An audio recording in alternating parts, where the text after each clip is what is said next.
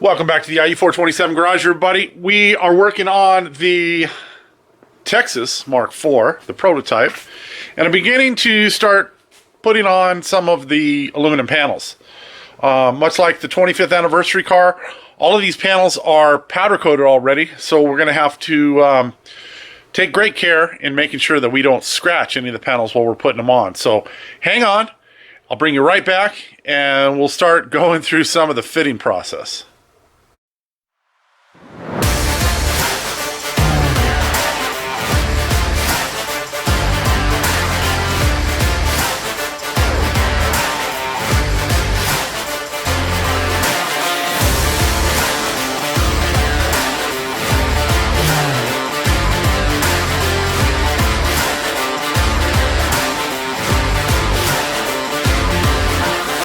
All right, so I was upstairs moving some parts around for the Texas Mk4 and decided I'd bring some of the panels downstairs and try to pre-fit these.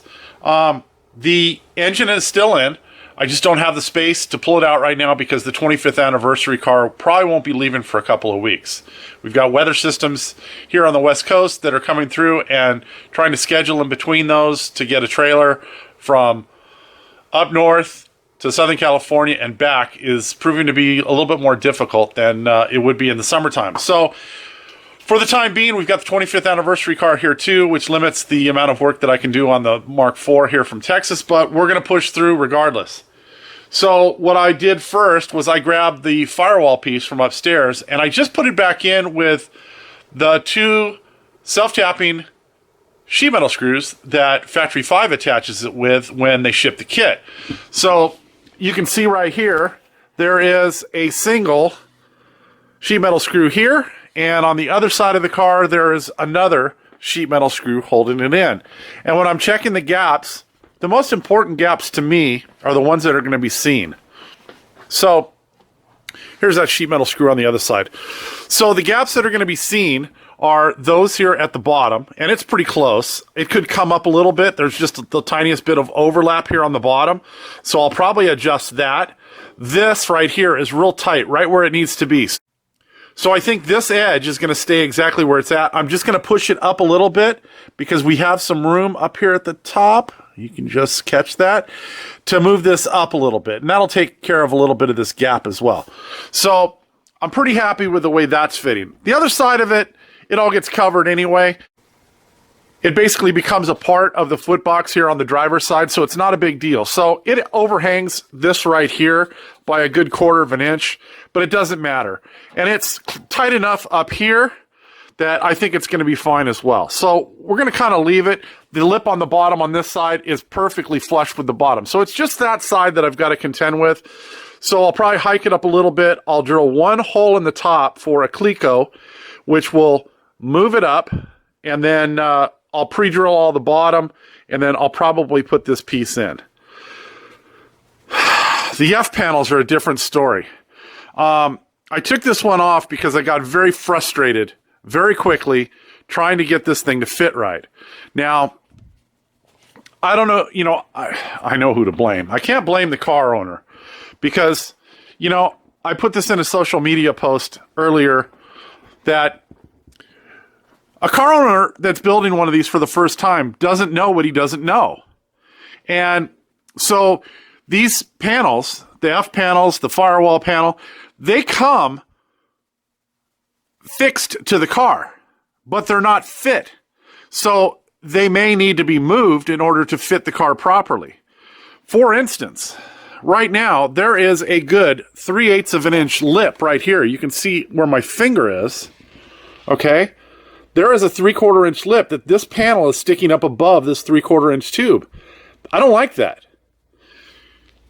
The back portion here is sticking up a good 3/16 of an inch. I don't like that either.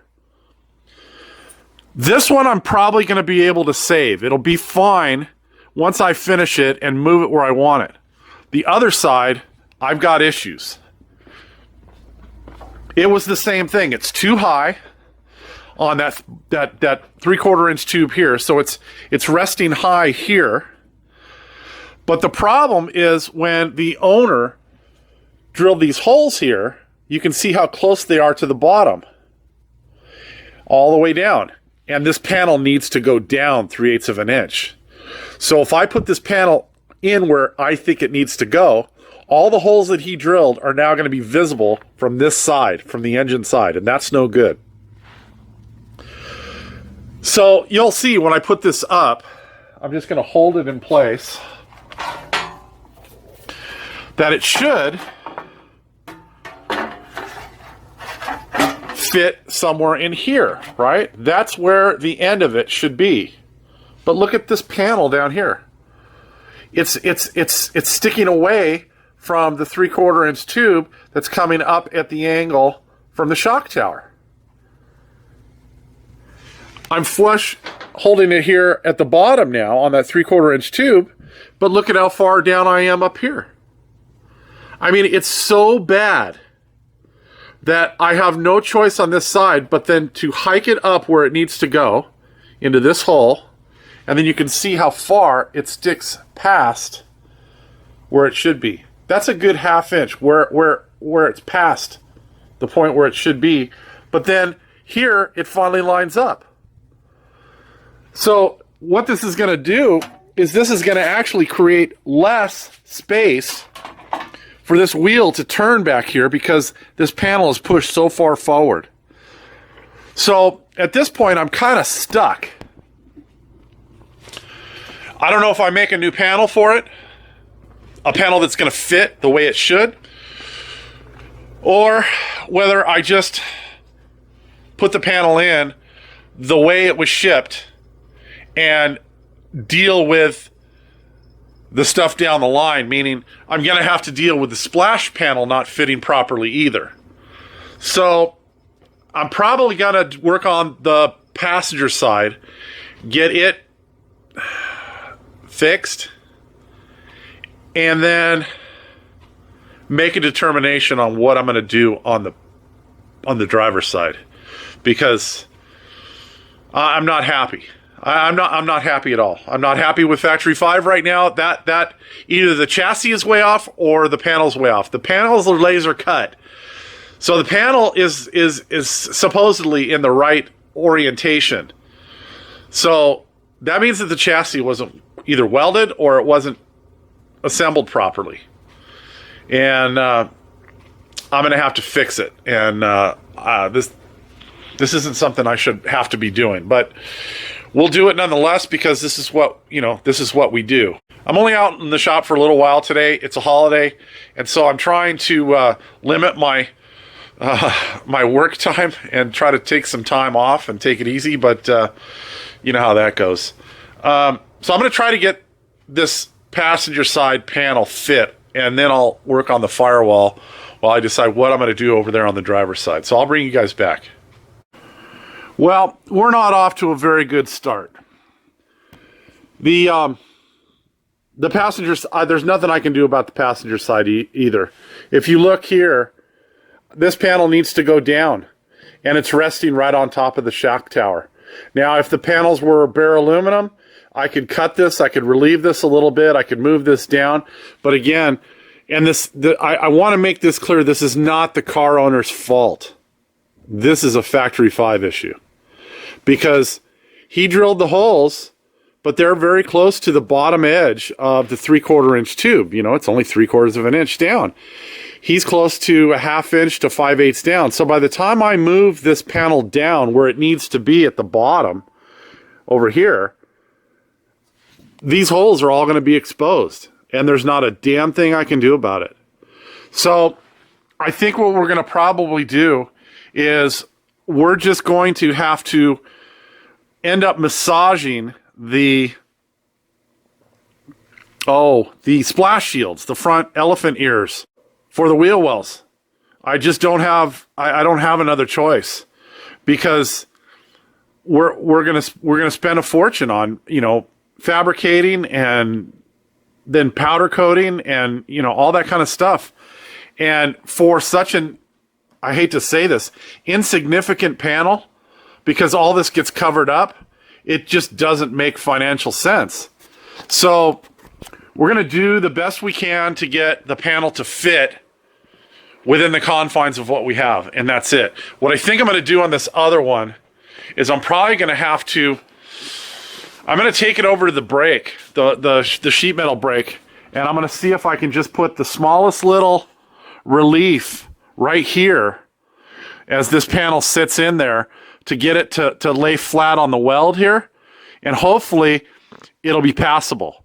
Because what we end up doing is we end up putting two big rubber supports underneath the body here, and then this all gets that foam tape to seal off the body or cushion the body from the 3/4 inch tube and fill the gap. So I don't think this is going to be very noticeable. My biggest concern is that because this panel is pushed forward, that we're really limiting the space where the tire has to be back here. And so what I'm going to end up doing is taking the elephant ear and angling it back more. So we'll have to see. I kind of ran into the same thing with the 25th anniversary car, but they were close enough that I could just leave them alone. And because the panels were already attached to the car, the car owner had, it's tough when you do two businesses, you know, to differentiate sometimes. The car owner had already had those attached. He already had his brake tabs installed, and so it wasn't an issue. I just figured rather than working backwards, I would just leave it where it was and not mess with it, and it ended up, it was fine. Once the wheel wells all went in, it's virtually unnoticeable. The only thing I had to do is I had to raise up the splash shield a little bit because of the position of everything, but we got it all to work, so it'll be fine. And I think it'll be fine on this one.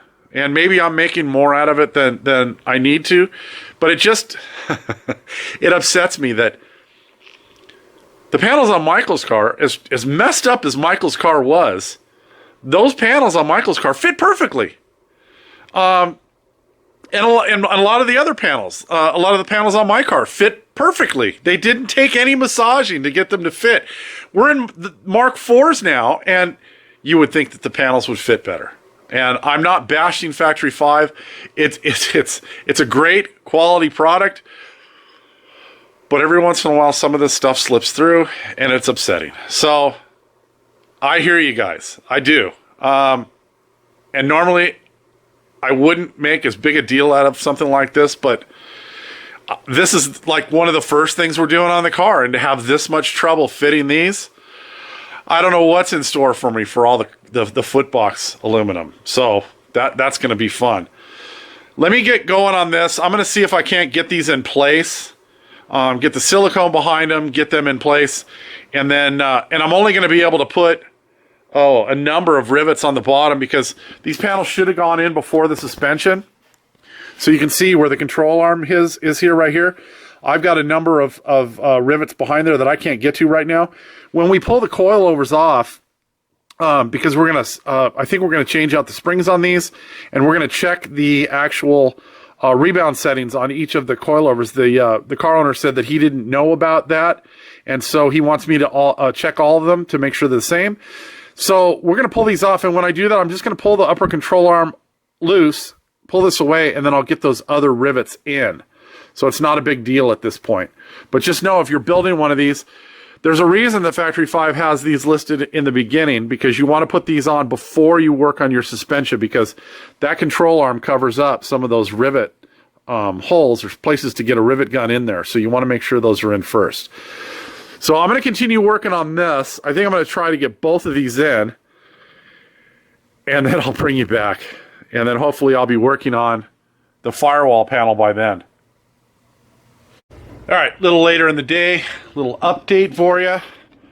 In the end, I had to put these panels exactly where they were, because if I tried to re-drill them, I would have had holes showing from the engine compartment, and I just didn't want that. So the little bit of discrepancy that we have up at here, I can live with, because we're going to have some foam tape that's going to go up here. I'll have to deal with getting around this lip at the bottom when I put my brackets for the brake lines in, but I'm just going to have to deal with that.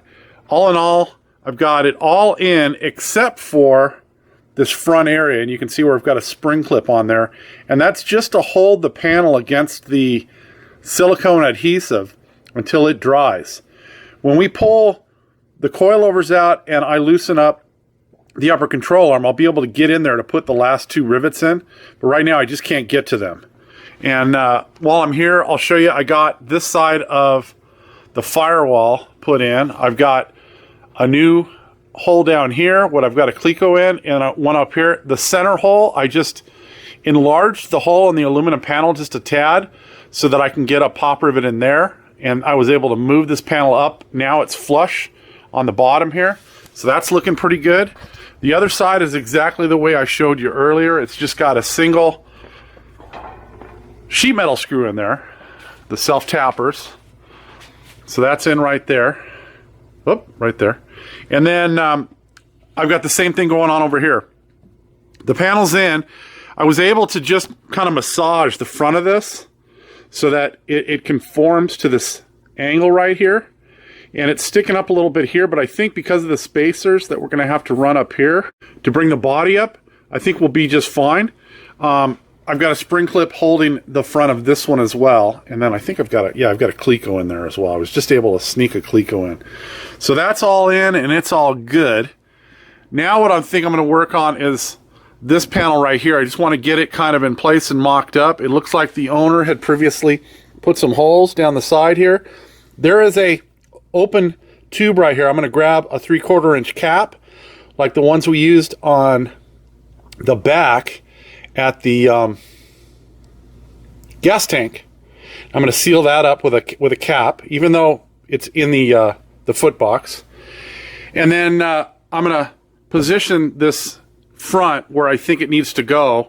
I don't know if I'm going to do it permanently. I don't know if I'm going to go ahead and put some silicone on here or not, but we'll see.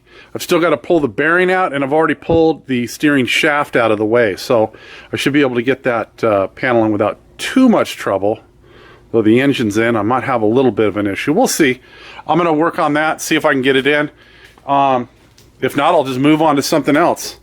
But I'll bring you guys back when I got something else to show you. All right, buddy, it's the next day, and since it is cold and rainy here, and I can't push any of the cars out. Can't push the 25th anniversary car out because of the rain. Can't push Slytherin out because of the rain.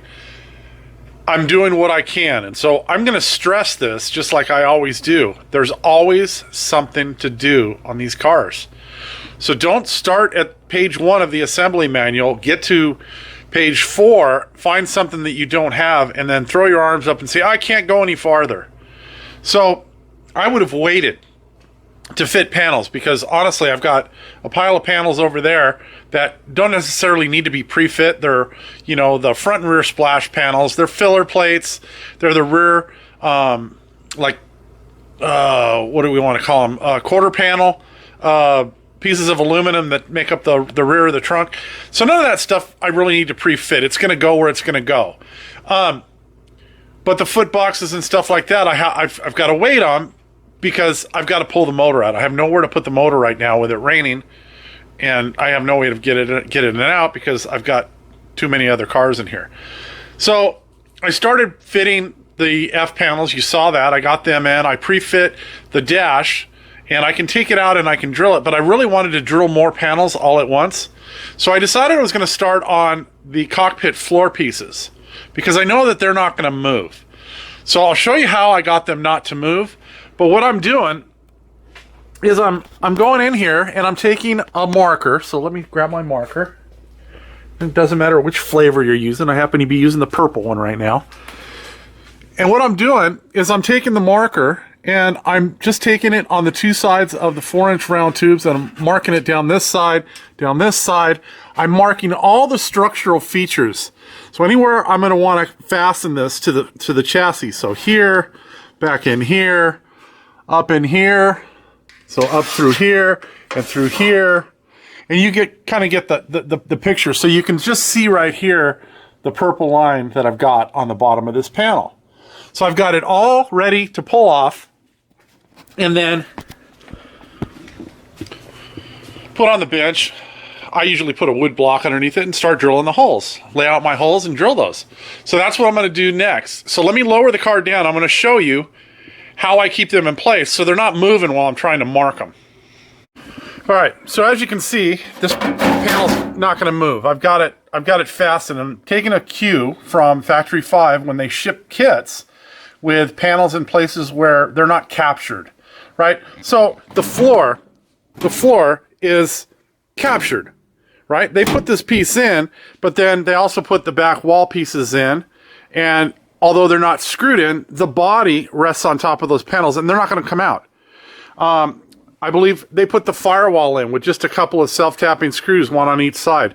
They put the firewall extension in here with just a single screw. The F panels are put in with a couple of screws. So I decided long ago that it's a lot easier to mark these when they don't move.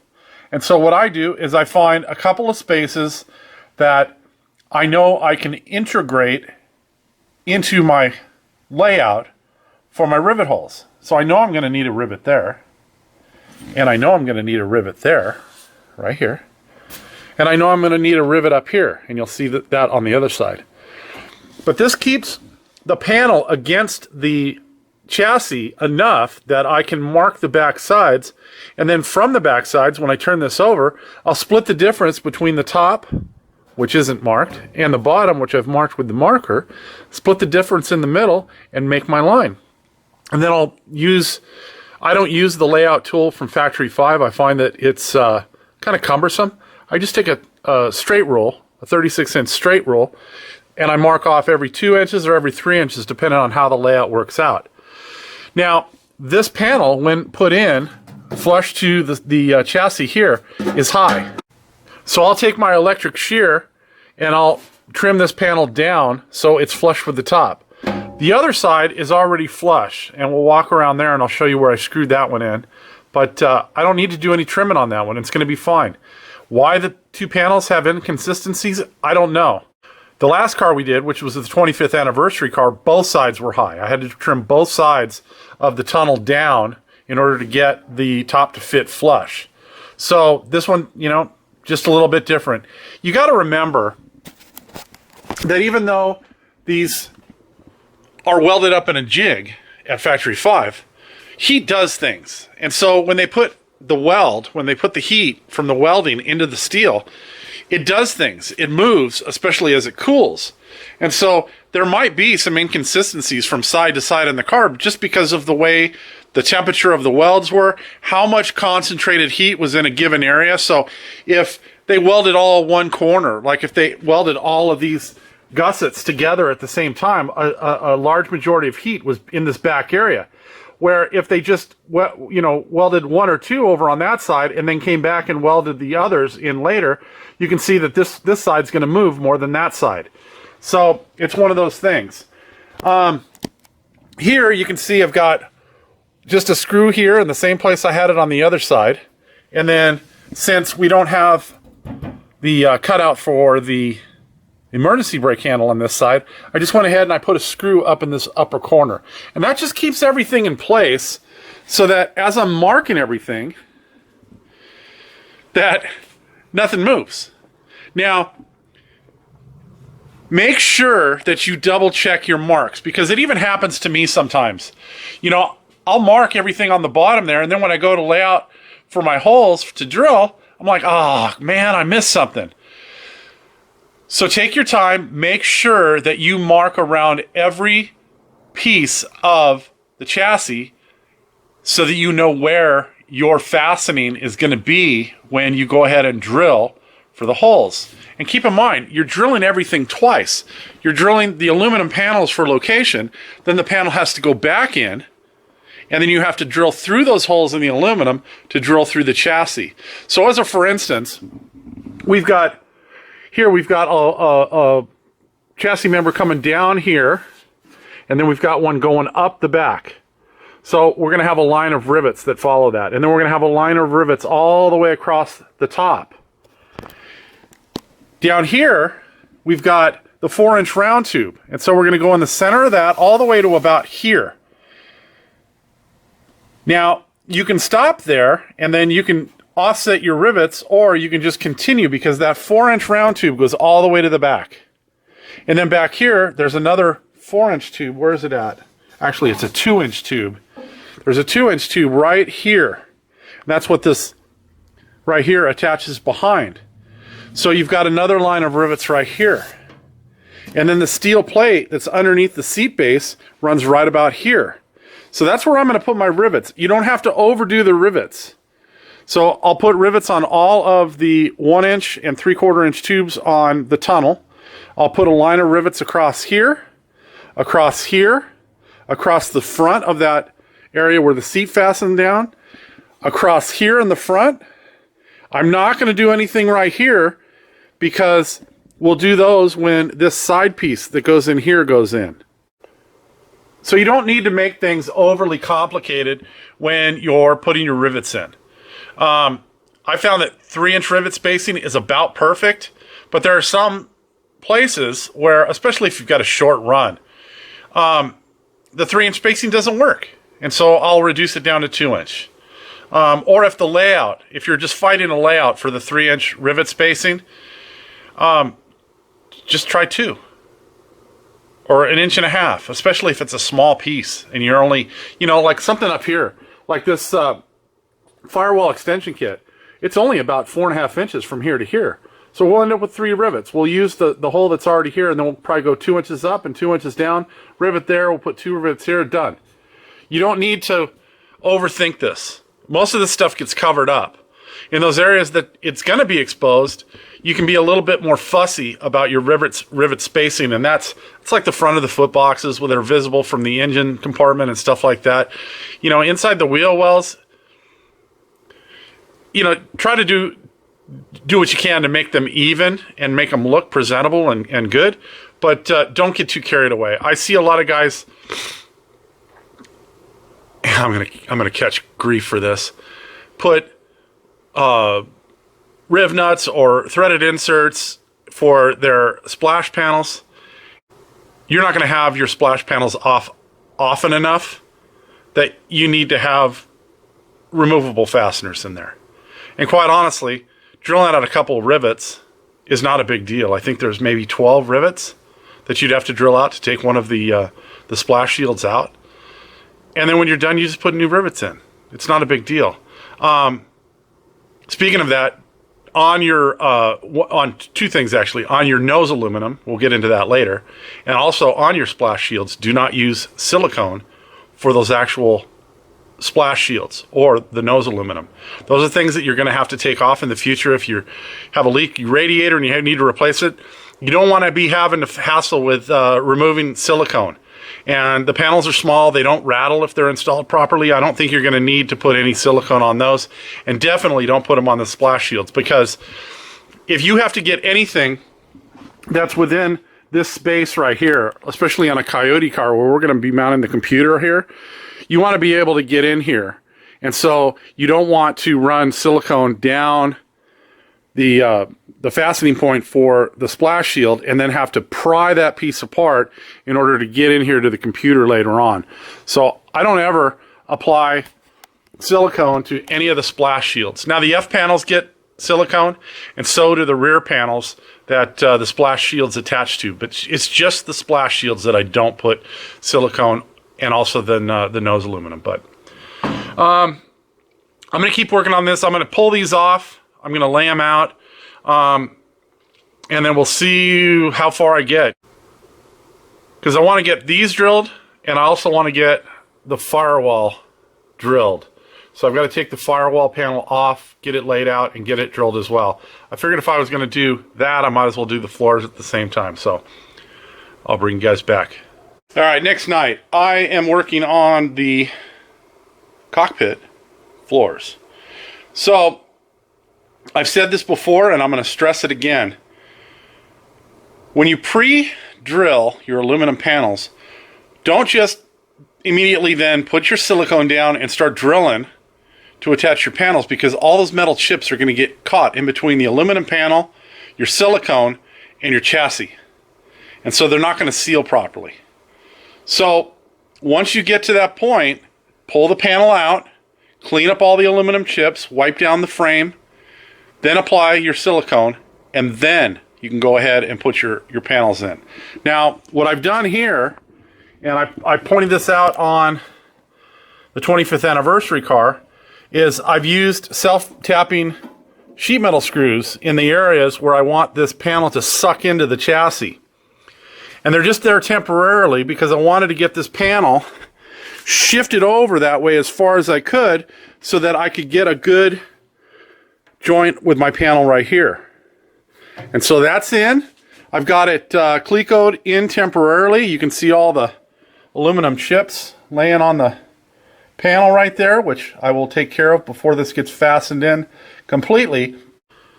So I think what I'm going to do right here is on the transmission tunnel side of the panel, from this angled chassis piece down, I'm going to paint this gloss black, just so that anybody looking in from the engine compartment into the transmission tunnel isn't going to see these panels being aluminum, raw aluminum.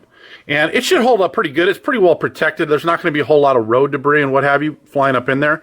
And I'll make sure that I clean the panel really well with acetone anyways, because I want to mark clean up all my marks from the marking pen, the marker, when I got all these laid out.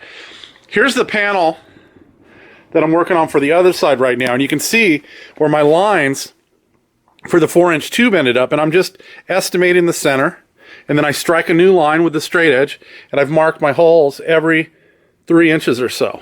And then on these spots where I could get a better layout doing them on 2-inch centers, that's what I did. So these all went in at 2-inch centers, there, and there. Now on the edges, I have not drilled any holes. And that's because the side panel that goes on right here, so it's going to go on the inside of the cross member here. That panel I haven't done anything with. And so what I'm going to do is I'm going to silicone this, and I'll use a couple of clamps to hold it in place for now. And then when this panel ends up going in, what I'll do is I'll drill through both panels into the chassis, and that will get pop riveted in, and it'll hold everything tight, both panels down to the chassis at one time, rather than putting rivets in there now and having them be under that panel and having to either drill through those rivets or next to those rivets and not having the panel sit right down where I want it. So I'm going to continue working on that. I'll probably bring you guys back tomorrow, because I think I'm going to drill the firewall panel tomorrow, and I'm going to get that ready to be installed, but I'm not going to actually install it until after we pull the engine back out. See you tomorrow. All right, Metallica, For Whom the Bell Tolled. I had a sidetrack today. We got home from work, and we had some flooding in the shop. So luckily it was just a gutter that was clogged up. So Mrs. IE 427 and myself went outside and took care of that. But there are still some remnants of the flooding here in the shop. It'll evaporate over time, but it was well under a couple of the cars in here during the day, and so we got that taken care of gladly before it got dark outside. So I jumped out here in the shop just as I was finished with that, and told you I'd work on the firewall tonight, so I did. I took that panel off, I masked it so that I wouldn't booger up the panel when I drilled it, and then I went ahead and drilled it. And I didn't drill it the way I guess everyone else drills it. I like to stagger my rivets on this particular piece. Sometimes I don't have a choice. You know, the firewall forward already comes pre-drilled, and a lot of the cars I've gotten here lately have already had the firewall panel attached. So this one I chose to drill like I like to drill them, which is in an alternating pattern. I think it spreads the holding power of the rivets out along with the silicone adhesive. And once the black pop rivets go in, there's really no way to see them anyways because it's behind the engine, but it's just my own preference. So I masked them all off, and I drew my lines so I could get all my lines nice and straight, and then I marked off every 3 inches on the top, and then I staggered them on the bottom so they're an 1.5 inch offset, and then they're 3 inches apart. And And then I pulled off the masking that was on there because I didn't want any of the metal chips to be trapped within the tape, and then, you know, run the drill in and have that metal chip, you know, possibly scrape through the tape and then the surface of the firewall. So I pulled that tape off. It's right there. And then what I'm doing, and I'm only going to be able to go so far because the lift is up in the air, so unless I bring a ladder in here, I can't reach to the centermost portion of the firewall over here. I can probably get in from the other side and get maybe 5 or 6 rivets, the holes drilled for that side, which is going to leave me about a half a dozen left to drill, which I don't have a problem coming back, even when it's on the lift, and drilling 6 holes. So I may do that, but for now, I think that's where I'm going to leave this video. So I don't know what we're going to be doing next time. I'm hoping to get this engine out of here so that I can have a little more space in the under hood portion of the car, and maybe get the passenger side foot box mocked up so I can start running fuel lines, because I'd really like to know. I mean, I have an idea where the lines go, but I would like to get them cut and bent and everything so that they're in place. We did get some parts. So we got our Stage 8 hardware for our headers, and I've checked those and they fit. I have a AN adapter for our fuel pump, because the fuel pump as provided has a 4 AN or 5 AN out of the bottom, and we want 6.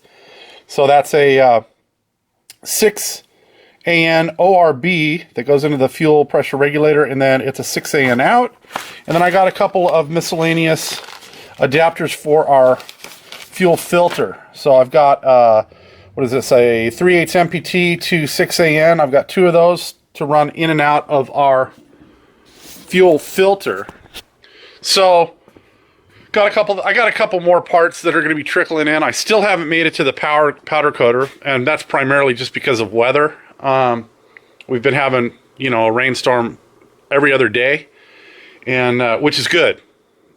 I like this because, as the state likes to tell us, we're always under a drought. So the rain is good, but it kind of limits, what we can do during the day as far as, if they're in the back of the pickup, I can't just leave them out in the rain. So, anyways. Oh, and we also got the firewall adjuster for our clutch cable. So I just kind of put that in place. I did get this panel in place last night before. I don't remember which. All the days are kind of blending together.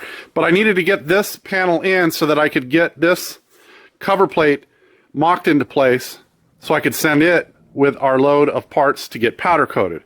So lots of stuff going on the prototype Mark IV.